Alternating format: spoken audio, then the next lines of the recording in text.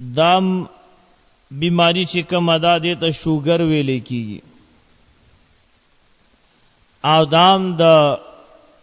جسم انسانی د پاره نقصانی بیماری ده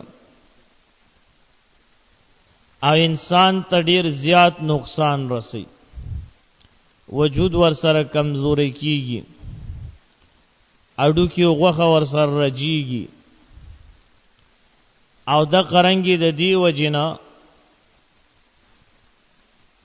د انسان په بدن کې ورس په ورس کمزوري راځي نو دغه شوګر بیماری د پارم علاج شته قران عظیم الشان کې